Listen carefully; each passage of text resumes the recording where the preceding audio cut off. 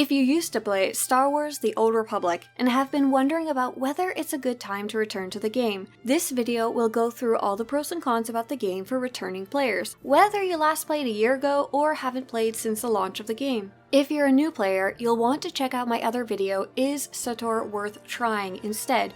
While whether the game is worth trying is a fairly easy question to answer, whether it's worth it for you to return to SWTOR after playing it in the past is a lot more of a nuanced question to answer. Let's first go over the costs of the game. If you haven't played in a while, you may notice that the game is now available as a free-to-play game and has 4 expansions. The free-to-play model allows new players to hop into the game without having to commit with their wallet, and allows them to play from levels 1 through 50 and experience all 8 of the class stories. But free-to-play accounts do have some restrictions. For example, they cannot hold more than 200,000 credits and can't wear certain types of gear. If you're a returning player, there is a good chance you might actually be a preferred player rather than a pure free-to-play player. Preferred players are players who have paid for a subscription in the past or bought the game way back when, and preferred players have less restrictions than free-to-play players, but will still be hit with some restrictions.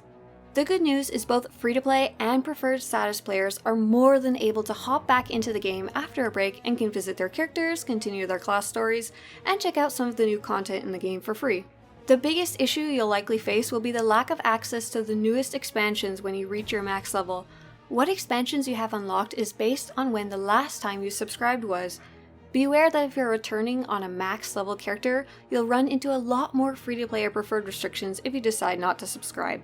I do have some really great news about unlocking the expansions though. You can unlock all the current and past expansions simply by subscribing for 1 month at about $15 USD. You no longer need to buy each expansion individually. Awesome. That means if you haven't subscribed in years, you'll get Rise of the Hutt Cartel, Shadow of Revan, Knights of the Fallen Empire, and Knights of the Eternal Throne for only $15, less than the cost of a single expansion in the past. Best part is, you can even unsubscribe the next month and you'll keep your access to the expansions you unlocked permanently. Now let's cover the leveling experience. Returning players have a couple huge reasons why they might want to return to the game and level a new character, or continue leveling an existing one. The main class storylines are exactly the same as they were when the game launched, which is a good thing because they're fantastic. What has changed a lot is the way you level, gain XP, and many convenience perks that have been added along the way. First of all, when it comes to leveling, a huge shift was made in the way players are encouraged to experience the game. When the game originally came out, players were encouraged, required, to do almost every quest in the game to gain enough XP so they could be the correct level for the next area. This sometimes included doing more boring bonus series fetch quests or doing more of the side quests in between the amazing class storylines. Instead, players are directed mostly towards their main class storyline and the main planetary storylines, which should give most players enough XP to progress without having to do any side quests. To prove my point, I've been leveling on my alternate free-to-play account, and even without the boosted XP of subscribing, I'm about level 50 from doing every single quest I found, and I'm only halfway through my class story. A little overleveled much? The setting to toggle the visibility of those side quests is available on your map in-game. There's also some great news when it comes to over-leveling. The game's introduced level syncing to planets, so you can earn experience from quests that are far below your level. If there's a cool quest on Dromund Kaas you want to go back and do, but you're now level 48, no problem, you'll be temporarily synced down to level 12 while you're on that planet, and in return you'll get the appropriate amount of XP that you would get at that level. Even better though, you get to keep all the abilities you would have by level 48. Nice. It also makes the game even better to play with friends. You can join low-level friends for quests and you'll still be getting an appropriate amount of XP for completing them, and no longer have to worry about staying in the same level range. On top of the level sync and the increased XP gain, all planetary SWTOR points are now automatically unlocked. That means you don't have to walk all the way to the furthest outpost the first time you need to go there. Quick travel points are also automatically unlocked when you walk near them, so you'll never miss out on one if you aren't paying attention. But wait, it gets even better. You can now also travel from planet to planet without having to go to your ship by opening the galaxy map that's available to you almost anywhere. Wait, one more thing. Now that all the heroic quests are repeatable, you can pick up the heroic quests from the fleet, and they will come with the option to automatically travel to the heroics planet and start point. Nice. In short, you can spend less time on traveling if you want to, and more time getting into the story. When you combine all of these things, it makes for a really nice leveling experience where you can spend more time enjoying the story and less time traveling or worrying about your level. Next up, let's talk about the current difficulty of the game. Returning players who had difficulty with combat may be pleased to know that the game is now much easier to play. One of the main focuses of the game is story, and the developers have made changes to make the game more accessible even to the most casual players. One of the main focuses of the game is the story, and the developers have made changes to make the game more accessible even to the most casual players. This includes making the fights in the original class stories easier, making heroics soloable, adding the option of soloing some of the important story flashpoints with an all-powerful droid who will heal and tank for you, and allowing players to make their companions incredibly strong. At times, your companion may be even more powerful than you are. Did I mention they've changed it so now any companion can tank, DPS, or heal? The leveling content being extremely easy is a pretty unfortunate thing for players looking for a challenge though. The good news is there are more challenging modes available for players at later levels. Players who have access to the Knights of the Fallen Empire expansion and its sequel have the option to play through its chapters on Story Mode, Veteran Mode, or Master Mode, and even Veteran Mode can be a decent challenge for experienced players. Personally, I really like to be able to play the story on a more difficult mode. There's also Veteran Mode and Master Mode operations for players who enjoy challenging group content, and players who enjoy player versus player content can hop into ranked PvP. When players ask about whether the game is worth returning to or not, they're also asking about the game's population and whether the game is dead. The game went through a huge server merge at the end of last year. While this may sound like dire news, it was actually highly requested by players and has created a boom in player population and activity. The merge allowed more players to use the group finder together, and it seems to have worked very successfully, and all the current servers seem active. The most recent update has also brought many players back to the game, and even more players will be joining the game when the new expansion is released in 2019, this year. As for whether the game will stop receiving updates or be sunsetted in the future, that's not something I can take a solid guess at. At the moment, it seems SWTOR is profitable, and there's been no rumors about the game shutting down anytime soon that I've heard of. The good news is that SWTOR is currently receiving content updates on a regular basis, and the most recent at the time of making this video being the lore-rich planet of Ossus, which includes 2 new storylines, a vast new planet to explore, companion romances, and datacrons. This update is a prelude story that will be leading up to the expansion that BioWare is planning to release this year. We don't know a lot about the expansion yet, but we do know it will be focused on the classic war between the Jedi and the Sith, Republic versus Empire. Current players seem to have really enjoyed the Ossus update, including the short storylines, and it sounds like everyone's looking forward to a return to the classic Republic versus Empire storylines. Now let's go over some of the stuff that's been added to the game after its launch. The biggest additions to the game are of course the 4 expansions. Each one has a whole new wave of story content for you to check out. Here's the bad news though. Although the expansions are pretty good, they no longer offer a unique class storyline, and your playthrough on a Sith Inquisitor will be very similar to your playthrough on an Imperial agent. The first expansion, Rise of the Hutt Cartel, offers 2 storylines, one for Imperial players and one for Republic players. Shadow of Revan offers only a single streamlined story but has a mini class quest for each class. Knights of the Fallen Empire and Knights of the Eternal Throne only offer a single storyline, with some key cutscene changes depending on whether your character leans towards the dark side or the light side. The unofficial slogan for the newer expansions was that choices matter, and although your choices can be fatal to other characters and companions, the overall storyline cannot be altered by your decisions. When it comes to the stories of the expansions, players have very mixed feelings about whether or not they can be considered good. Some players love them and some players hate them. Either way, they are quite a departure from the original class storylines. Even with their flaws, I would still say SWTOR's expansions are definitely worth at least a one-time playthrough, especially since you can unlock them permanently, all for the cost of 1 month's subscription. Between these story expansions, there's also new planets to explore, including the Black Hole on Corellia, Section X on Belsavis, CZ-198, Oricon, Zayast, Iokath, and the most recent addition of Ossus. Each planet has its own storyline, and a set of repeatable daily quests tied to it. Personally, I really enjoyed the storylines attached to these planets, and they really help flesh out the world outside of the expansion stories themselves. The two newest expansions have a really cool new feature called cinematic cutscenes. The BioWare team upped their cutscene game in Knights of the Fallen Empire with incredible camera angles, lighting, and atmosphere, and it will feel like you're in a living movie more than ever. I also really enjoyed the ability to up the difficulty level in the last two expansions, which made the combat more fun and challenging. Players who enjoy group content will be pleased to find out that a lot has been added to the game since launch. For the 4-man group flashpoints, there are now around 36 different flashpoints available to play with friends or random players in the group finder. Many 8-man and 16-man operations have also been added to the game, and there are now 10 different operations plus 5 single boss operations available. If you haven't played in a long time, you're really going to enjoy the new content, especially because the developers have made the fights a lot less tank and spank than the operations that were available near the beginning of the game. If you're hopping into operations, expect a lot of surprises along the way. Operations have also had a nice change in that all players level 50 or higher who are subscribed can jump into story mode operations without needing any gear. You only need at least one piece of gear in each slot, and your character's gear and level will be bolstered appropriately.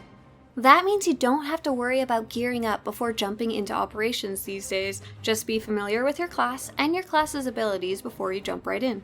Now let's go over the actual list of PvE content that's available in the game at the time this video was released.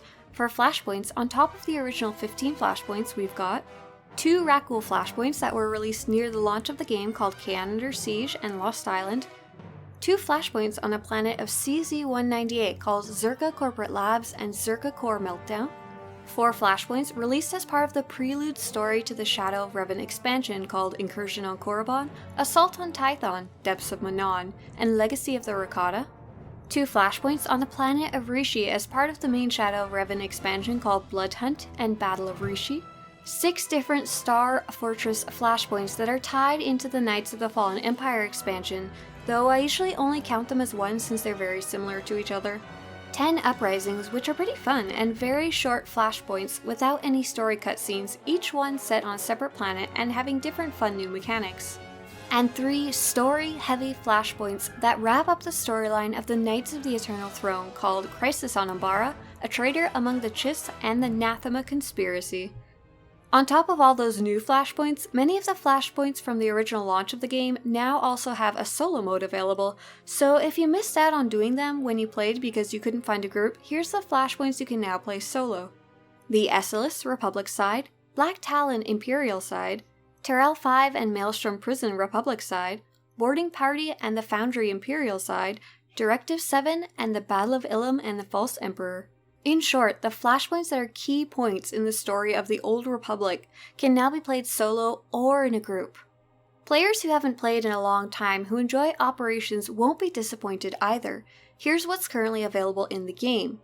Eternity Vault, Karaga's Palace, Explosive Conflict, Terror from Beyond, Scum and Villainy, Dread Fortress, Dread Palace, The Ravagers, Temple of Sacrifice, and Gods from the Machine in Story Mode, Veteran Mode, and Master Mode, the last of which was released near the end of last year. Players who enjoy player versus player content also have some new maps to discover depending on when they last played. In addition to the original 3 PvP maps, there is now 3 Hutball maps, each one with a different layout and different traps, Ancient Hypergates, and Odessa Proving Grounds, which have entirely different rule sets compared to the original maps, a reskin of Alderaan Civil War set on Yavin, and 6 new arenas, which are objectiveless death match maps, including the newest map set on Rishi, the Mandalorian Battle Ring. With the addition of player housing, there has also been a renewed interest in dueling with guilds and groups of friends in the private Stronghold instances where you can create your own arena layouts. The most recent Stronghold, the Rishi Hideaway, also has an area that you can turn into a Hutball map or deathmatch map with your own layout. If you'd like to try your hand at PvP in the sky, Galactic Starfighter was also added to the game, which allows you to pilot your own spaceship against other players. Unfortunately, this mode of play is one of the least popular in the game, and it can sometimes be difficult to get into matches, but the players who do enjoy it really enjoy it, so it is possible to find Starfighter communities to group up with. There is a total of 4 space PvP maps available, with the newest one being Battle over Iokath. Gearing has changed a lot in the last few years. With the launch of the last expansion, a new style of gearing was introduced that revolved highly around loot boxes and random chance. Players really disliked this system and made their distaste known, and in my opinion the gearing system is okay now, if a bit chaotic. You can still earn gear from operations, PvP, and crafting, but solo subscribed players may also earn gear by leveling up their command rank, and you get command XP for completing almost any quest or defeating almost any enemy at level 70. A few years after the game's launch, player housing was introduced to the game.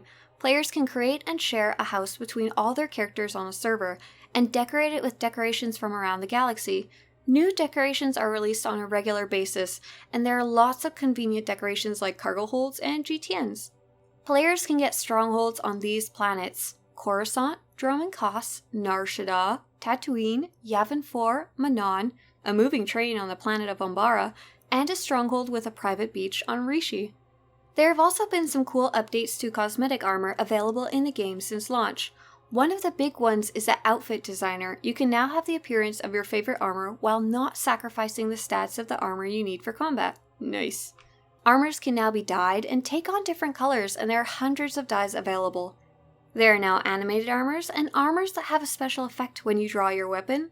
And lastly, weapons can now have a weapon tuning attached to them, which gives them a special animated effect. In short, returning players have these things to look forward to: player housing, the first 2 story expansions, Rise of the Hutt Cartel and Shadow of Revan, the latest 2 cinematic story expansions, which are Knights of the Fallen Empire, which has 16 chapters, and Knights of the Eternal Throne, which has 9 chapters, and both expansions have story, veteran, and master difficulty modes. 24 new flashpoints added since the launch of the game, many of which also have a solo story mode available, and there's the short cutscene light Uprising flashpoints too.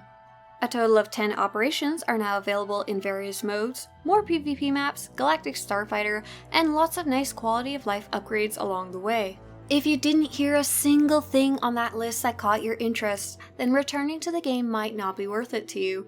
If you have taken a long break or haven't played since the launch of the game though, there has been a ton of content added over the years to dig into, and you don't have to break the bank by buying each expansion now that you can unlock them all through your subscription.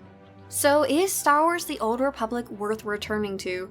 The question is going to be based mainly on the reason you left in the first place and how long ago you played.